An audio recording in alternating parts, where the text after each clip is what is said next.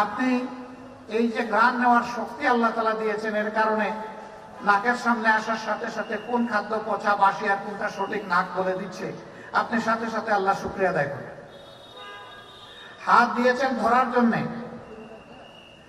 আপনি এই হাত দিয়ে কল্যাণকর কাজ করবেন নিজের, পরিবারের, সমাজের, রাষ্ট্রের। আপনার হাত দিয়ে কোনো অকল্যাণ করবেন না। পা দিয়েছেন হাঁটার জন্যে, আপনি আল্লাহর নাফরমানির রাস্তায় হাঁটবেন না, আপনি হাঁটবেন আল্লাহর ফরমাবরদারি বা সন্তুষ্টির রাস্তায়, হেদায়েতের রাস্তায়। এইভাবে আপনি আপনার শরীরের হিসাব করবেন। জীবনের ফেলে আসা দিনগুলো 1, 2, 5, 10, 40, 50, 60, 70, 80 আমি যে বছরগুলা ফেলে এসেছি, আমি কি আল্লাহ তাআলা আমার শারীরিক নিয়ামতের শুকরিয়া আদায় করেছি? আপনি হিসাব করবেন, গত রাতে যে সাহারিটা আমি খেয়েছি, আমার এই খাদ্য হালাল রুজি থেকে কিনা ছিল কিনা। কারণ হারাম খাদ্য খেয়ে আল্লাহর রোজা কবুল হবে না। ওরকম কিছু বাজে জিনিস নিয়ে যারা রোজা রাখে, ফেরেশতারা দিন শেষে গরুবে মাগরিবের সময় তার রোজাকে পুতলা করে তার মুখের উপর ছুঁড়ে মেরে বলেন, তোর রোজা তোর কাছে, এই রোজা মাথার চুলের উপরে উঠবে না।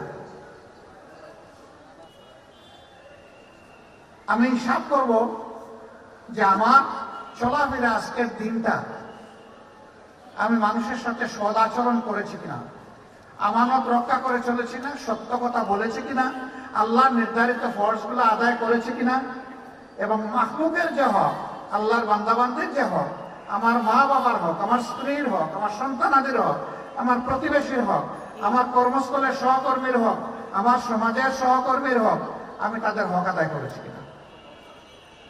এইভাবে যদি একজন বান্দা তার নিজের হিসাব নিজে করে, হযরত আলী কারমুল্লাহি ওয়াজহু অথবা হযরত উমর ইবনে খাত্তাব রাদিয়াল্লাহু তাআলা আনহু বলেছেন, যে বান্দা দুনিয়ায় থাকতে নিজের হিসাব নিজেই নেয়, আশা করা যায় আদালতে আখিরাতে তার হিসাব আল্লাহর দরবারে হালকা হয়ে যাবে, ভারী হবে না। এই হিসাব নিয়ে যারা রোজা রাখে, আল্লাহ রাসূল বলেছেন যে এদের অতীতের সব গুনাহ আল্লাহ মুছে দেবেন, দুটা জিনিস ছাড়া।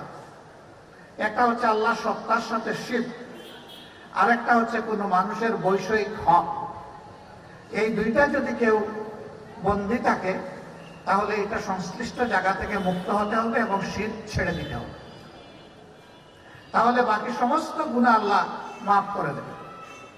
এমনকি বান্দা খুন করে যদি আল্লাহর দরবারে খালেস দিলে তওবা করে, অনুতপ্ত হয়, কান্নাকাটি করে, এবং যার জীবনের বিনাশ সাধন করেছে তার পরিবারের কাছে গিয়ে যদি সে আত্মসমর্পণ করে এবং যদি বলে, তোমরা যেভাবে চাও আমার কাছ থেকে তার প্রতিশোধ নাও, আমি জীবন আর ফিরিয়ে দিতে পারবো না, এই শক্তি আমার নাই। জীবন দেওয়ারও মালিক আল্লাহ আর জীবন নেওয়ারও মালিক আল্লাহ, কিন্তু আমি যেভাবে এই লোকটাকে খুন করেছি এটা অন্যায় করেছি। সেই খুনিও যদি অনুতপ্ত হয়ে যে পরিবারের ক্ষতি সাধন করেছে তার কাছে চলে যায়, তাহলে আল্লাহ চাইলে তারা তাকে ক্ষমা করে দিতে পারে। এবং ক্ষমার উদারতার এই নজির বিশ্বে 1-2টা নয়, ভুরি ভুরি। এখানে লজ্জা পাওয়ার কিছু নেই। আপনি মানুষ থেকে গোপন রাখবেন, কিন্তু আপনার মাবুদ থেকে গোপন রাখবেন কিভাবে? আল্লাহ তাআলা তো ভালো করেই বলেছেন, ওয়াইন তুবতু মা আনফুসিকুম আও তুখফু ইউহাসিবকুম।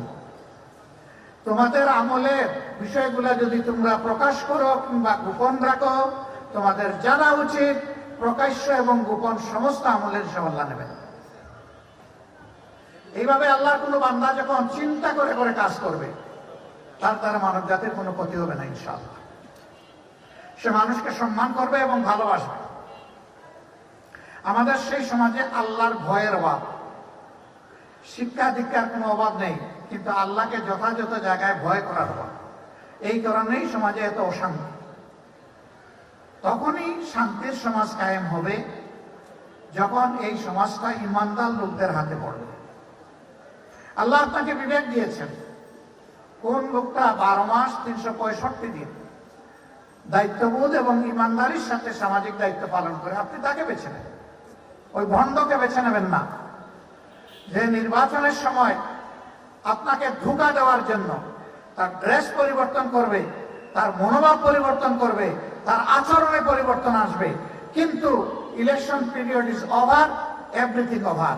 এখন আর 5 বছর আপনারা চিনবে না, আবার ইলেকশন আসলে চিনবে। এখন আপনাকে পিতা বলে সম্বোধন করবে যদি সে নির্বাচিত কোনো কায়দায় হয়ে যেতে পারে আপনাকে ধোঁকা দিয়ে। এরপরে আপনাকে আপনি যখন তার সামনে যাবে এমন ভাবে সে ভাব দেখাবে যে জীবনে আপনার সাথে কোনোদিন দেখাও হয় নাই, কথাও হয় নাই। কারণ আপনাকে যদি সে সাদরে গ্রহণ করে তাহলে আপনার হক সে মেরে খেতে পারবে না। এই জন্য সে জনগণকে ভুলে যায়, তাদের সাথে বিরূপ খারাপ আচরণ করে। প্রিয় ভাইরা, আমরা এমন একটা দেশ চাই যেই দেশে আল্লাহ রাব্বুল আলামিনের আইন অনুযায়ী চলবে। অন্য সকল আইনের ভাই পরীক্ষা নিরীক্ষা হয়ে গেছে। সে আইন যদি আমাদেরকে শান্তি দিয়ে থাকে, শান্তি আমরা পেয়ে গেছি। আর যদি অশান্তি দিয়ে থাকে, তাইলে সেই অশান্তির সাক্ষী হয়ে আমরা আছি। এখন আল্লাহ তাআলা তার বান্দাদের জন্য নিজে মহব্বত করে যে বিধানটা দিয়েছেন উপকারী বিধান হিসেবে, আসুন আমরা এবার সেই বিধানের দিকে ফিরে আসি। আমরা যদি আল্লাহর বিধান আল কোরআনের দিকে ফিরে আসি, আল্লাহ তাআলা ওয়ারেন্টি দিচ্ছেন যে আমি আসমানের রহমতের দুয়ার তোমাদের জন্য খুলে দেব এবং জমিনের বারাকার দুয়ারও তোমাদের জন্য খুলে দেব। আমি 10 ঘন্টার জন্য একটা দেশ সফরে গিয়েছিলাম। খুব ছোট দেশ, তাদের নিজস্ব জনশক্তি হইল মাত্র তখন 2.5 লাখ, আর বিদেশি লোক আছে 3.25 লাখ। এই মিলিয়ে তাদের 5.25 লক্ষ লোকের দেশ, আমাদের একটা উপজেলার সমান ছোট্ট দেশ, কিন্তু বিশ্বের মধ্যে সবচেয়ে ধনী দেশ। এই দেশে মাথা পিছু আয় আমেরিকা ইউরোপের চাইতে এই দেশের মানুষের বেশি। আমি ওই দেশ সফরে যাইনি, তাদের এয়ারলাইন্সে অন্য দেশে যাওয়ার পথে আমার 11 ঘন্টার স্টপ ওভার ছিল। আমি চিন্তা করলাম যে এই সুযোগ আমি কেন হাতছাড়া করি, আমি একটু ট্রাই করে দেখি অন অ্যারাইভেল ভিসায় আমাকে ভিতরে ঢুকতে দেয় কিনা। আমি গেলাম, বললো sorry, it's not applicable for the Bangladeshi citizens. আমি বললাম যে আমার এই সাদা দাড়ি, চুল, ভ্রু এগুলা দেখেও কি তোমাদের একটু মায়া লাগে না? কোনদিন মরে যাব, মরার আগে তোমাদের দেশটা আমার দেখার স্বাদ এটা কি অপূরণ থেকে যাবে? এই বুড়া লোকটাকে একটু এক্সেপশন হিসেবে নেওয়া যায় না? আমার মুখের দিকে কিছু সময় চাইয়া হেসে দিল, দিয়ে বললো যে তুমি ওই ডেস্কে যাও, একটা ফর্ম পূরণ করে চলে আসো। আমার সাথে আরেকজন ছিলেন, তিনি অবশ্য নওজোয়ান। আমরা দুইজন গেলাম, দেখি যে ওই লোকটা তার মানে ডেস্কের পিছনে পিছনে আমাদের সাথে চলে আসছে। আইসা আমার পাসপোর্ট নিল, ওর পাসপোর্ট নিল, নিজেই ফিল আপ করলো, করে বললো যে put your sign signature here. Sign signature দিয়ে কাগজগুলো নিয়ে স্টাম্প করে বললো গো, ভিতরে যাও, এখন ভিতরে চলে যাও। গেলাম, দেশটা ঘুরে ঘুরে দেখলাম, চমৎকার সাজানো গুজানো একটা দেশ। যিনি গাইড ছিলেন তিনি একজন ডাক্তার, আমাদের সিরাজগঞ্জে বাড়ি, ইএনটি স্পেশালিস্ট। আমি জিজ্ঞেস করলাম, ভাই এত সুন্দর দেশ এরা সাজালো কিভাবে? প্রসঙ্গত এটাও বলতে হয় যে ওই দেশের রাজার একটা সালাম আমরা পেয়েছিলাম। আমাদের গাইড বলতেছিল আপনার কপাল ভালো থাকলে সালাম পেয়ে যাবেন, রাজা আপনাকে সালাম দিবে। আমি রাজা সালাম দিবে? বলে হ্যাঁ, রাজা সালাম দিবে, আপনার কপাল ভালো থাকে। হঠাৎ করে উপর দিক থেকে আসতেছে একটা জিপ, বললো যে এটা রাজার জিপ, সালাম পেয়ে যাচ্ছেন আপনারা। নিজেই ড্রাইভ করতেছে, গাড়িতে দ্বিতীয় কোনো লোক নাই, সামনে পিছনে কোনো এসকর্ট নাই, একটা মোটরসাইকেলও নাই, কোনো পুলিশ নাই, ফোর্স নাই, সিকিউরিটি নেই। সালাম দিয়ে দিয়ে তিনি এক হাতে ড্রাইভ করে চলে যাচ্ছেন, মিষ্টি হাসি দিয়ে সালাম দিচ্ছেন। তাই বললাম কি আশ্চর্য, দেশ ছোট হোক কিন্তু একজন শাসক তো, তার কোনো সিকিউরিটি লাগে না? ওই নো। বললাম কেন লাগে না? বলে যে উনি একা খায় না, সবাইকে নিয়ে খায়, যার যেটা পাওনা সবাইকে দেয়, সবাই সন্তুষ্ট, কারো কোনো ডিমান্ড নাই।